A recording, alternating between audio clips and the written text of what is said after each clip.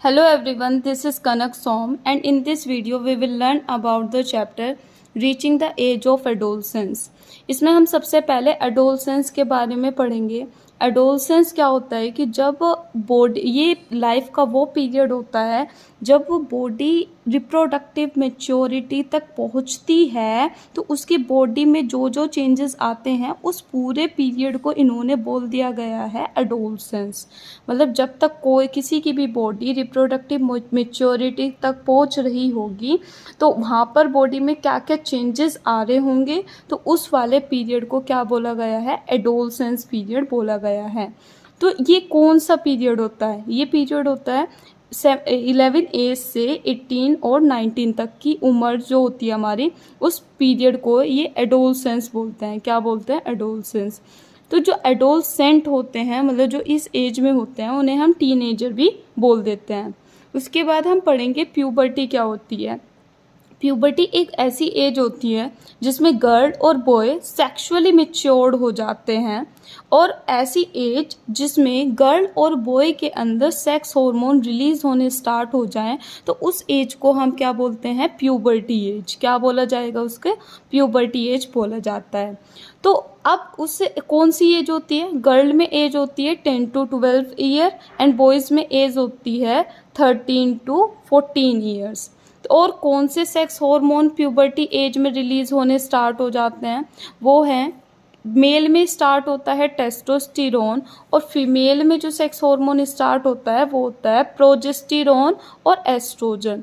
देखो, ये प्रोजेस्टेरोन तो हार्मोन तब एक्टिव होगा जब प्रेगनेंसी का टाइम आएगा। एस्ट्रोजन पीरियड तब एक्टिव, मतलब ज़्यादातर ये पीरियड्स के टाइम पर हमारा हार्मोन, इसका ज़्यादा काम वहाँ पर होता है, मेंस्ट्रुएशन में। ठीक है, तो याद रखना, सेक्स हार्मोन मेल में कौन सा होता है, टेस्टोस्टेरोन, और फीमेल में कौन सा हार्मोन होता है, प्रोजेस्टेरोन और एस्ट्रोजन। तो एडोलसेंस समझ आ गया, प्यूबर्टी एज समझ आ गई। इसके बाद हम पढ़ रहे हैं फीमेल रिप्रोडक्टिव सिस्टम। देखो, फीमेल रिप्रोडक्टिव सिस्टम में ये जो पार्ट होता है इसे बोलते हैं हम क्या, ओवरी। क्या बोलते हैं हम इसको, ओवरी।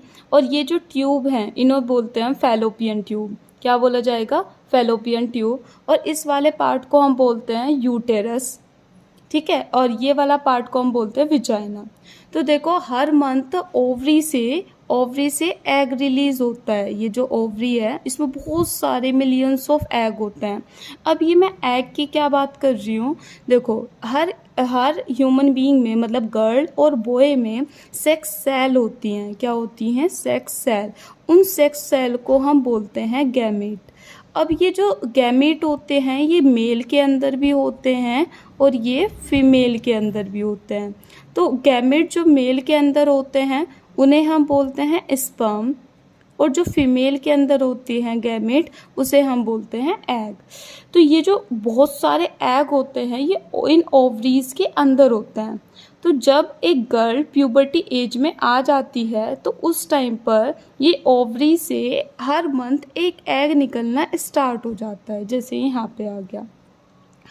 तो अगर यहाँ पे अगर वो कोई सेक्सुअल एक्टिविटी में इन्वॉल्व है, तो अगर उसकी बॉडी में, मतलब इसकी वेजाइना के थ्रू स्पर्म आ जाता है, मतलब सेक्सुअली एक्टिविटी करने के टाइम पर उसे यहाँ पर क्या आ जाता है, स्पर्म आ जाता है, तो ये स्पर्म और एग आपस में मिल जाएंगे, और जैसे मेल गैमेट फीमेल गैमेट आपस में मिल गए और इन्होंने जायगोट बना लिया। अब इस पूरे प्रोसेस को फर्टिलाइजेशन बोलते हैं। जब जायगोट बन जाएगा तो फिर ये आगे और डिवाइड होके बेबी में डेवलप हो जाता है। लेकिन अब हम बात कर रहे हैं जब ये एग स्पर्म से नहीं मिलता, मतलब मेल गैमेट से ये नहीं मिला, उस टाइम पे ये जो एग होता है ये कैसा होता है, अनफर्टिलाइज्ड। कैसा होगा, अनफर्टिलाइज्ड।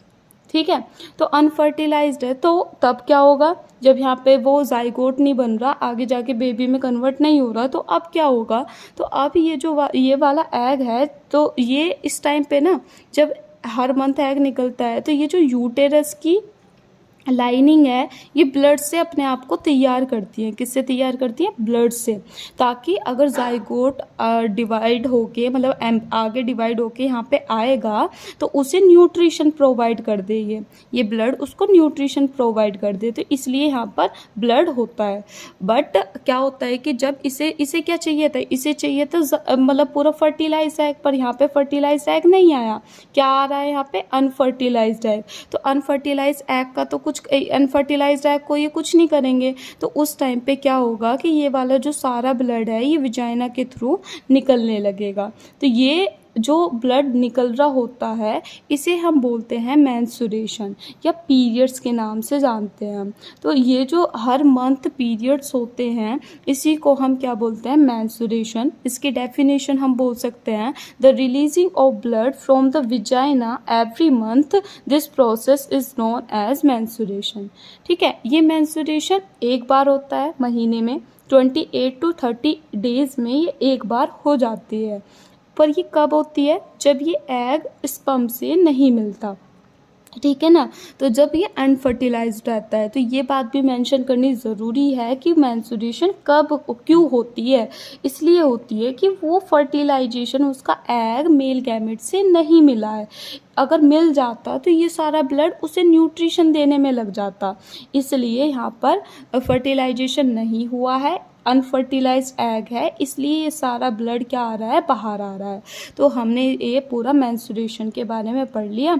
जब गर्ल्स में मेंस्ट्रुएशन स्टार्ट ही होती है तो उसे मिनार्क बोलते हैं, और जब मेंस्ट्रुएशन स्टॉप हो जाती है फीमेल में तो उसे मीनोपॉज बोलते हैं। 45 to 50 ईयर्स पे क्या हो जाती है? मेंस्ट्रुएशन स्टॉप, मतलब उसके बाद एक वुमेन कभी भी प्रेग्नेंट नहीं होगी। मतलब जब ये हम ऐसे भी कह सकते हैं जब जब लड़की को पीरियड्स आ रहे हैं तो वो क्या हो सकती है? वो प्रेग्नेंट हो सकती है, क्योंकि वो जो ब्लड निकल रहा है वो ब्लड वही निकल रहा है जो अगर यहाँ पे फर्टिलाइज एग आ जाता तो उसको न्यूट्रिशन प्रोवाइड करता। तो ये बात क्लियर हो गई होगी कि मेंस्ट्रुएशन क्या होती है या ओवरी क्या होती है। ये सब नेम याद रखना है कि इसे फैलोपियन ट्यूब कहते हैं, और इसका नाम एक और है ओविडक्ट भी इसे बोलते हैं। तो कोई पूछे कि फर्टिलाइजेशन होने की जगह क्या है, तो वो हम बताएंगे वो क्या है? Fallopian tube. कौन सी है? कहाँ होता है फर्टिलाइजेशन? Fallopian tube. जब फर्टिलाइजेशन नहीं होता तो ये अनफर्टिलाइज्ड एग किस में आ जाता है?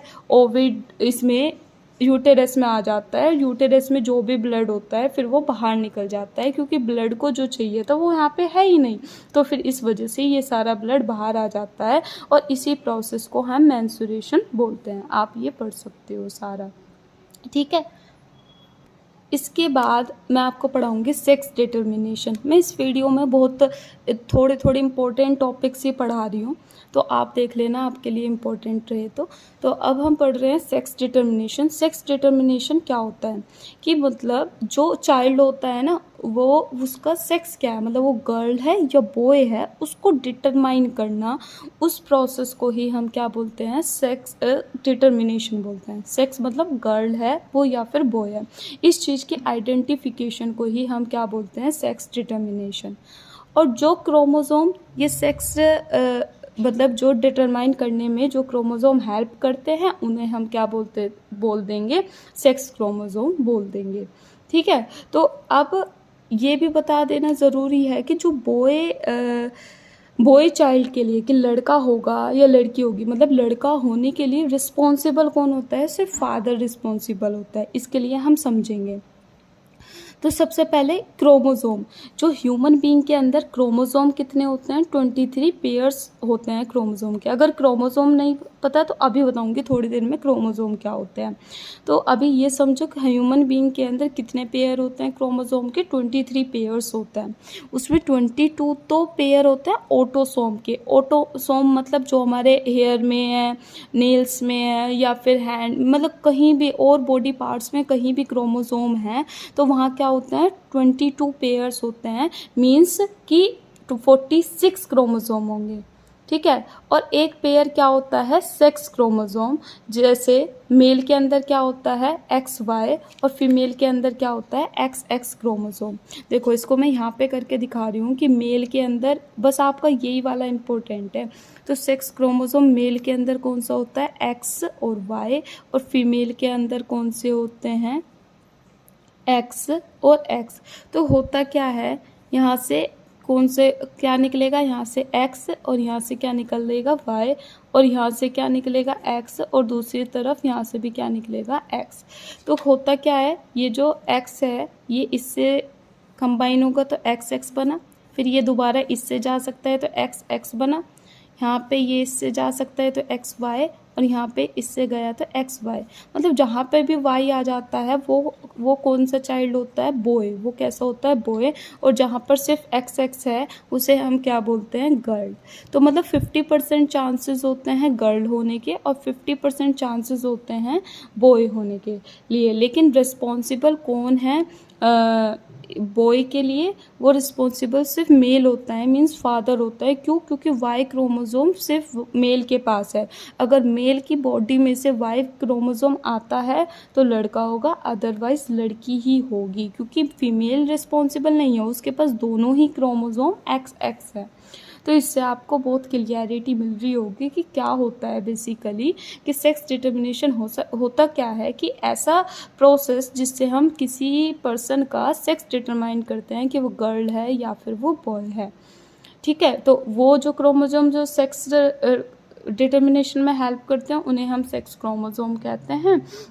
और 23 पेयर्स होते हैं, 22 ऑटोसोम होता है, 1 पेयर होता है सेक्स क्रोमोसोम, जो होता है मेल और फीमेल के अंदर होते हैं सेक्स क्रोमोसोम। मेल के अंदर क्या होता है XY, फीमेल के अंदर क्या होता है XX। अभी मैंने आपको करके दिखाया 50% चांसेस होते हैं कि वो क्या हो, बॉय हो, 50% चांसेस होते हैं गर्ल हो। लेकिन रिस्पॉन्सिबल कौन है, सिर्फ मतलब फादर रिस्पॉन्सिबल होता है, क्योंकि वाई क्रोमोसोम किसके पास होता है, फादर के पास। अब थोड़ा सा क्रोमोसोम के बारे में आया था, अभी मैं थोड़ा सा आपको ये सब बता देती हूँ। देखो सेल क्या होती है, हम जो लिविंग ऑर्गेनिज्म है, जो भी सांस ले रहे हैं, वो सब किससे मिलकर बने हैं, सेल से मिलकर बने हैं। तो सेल की बेसिकली स्ट्रक्चर क्या होती है, यहाँ मिड में क्या होता है, न्यूक्लियस, और बाहर जो लिक्विड होता है उसे हम क्या बोलते हैं, साइटोप्लाज्म बोलते हैं। क्या बोलते हैं, साइटोप्लाज्म। इस न्यूक्लियस के अंदर क्या होता है, थ्रेड लाइक स्ट्रक्चर होते हैं, जिसको हम क्या बोलते हैं, क्रोमोसोम। क्या बोलते हैं, क्रोमोसोम, न्यूक्लियस के अंदर। और क्रोमोसोम के ऊपर क्या होते हैं, DNA, ये नाम तो सुना होगा। DNA की फुल फॉर्म क्या होती है, डीऑक्सी राइबो न्यूक्लिक एसिड। और DNA के ऊपर क्या होते हैं, जीन। तो अभी आपसे कोई भी पूछे जीन क्या होते हैं तो उन्हें बता देना gene is the unit of DNA। कोई पूछे DNA क्या है तो DNA का बता देना DNA is the unit of chromosome.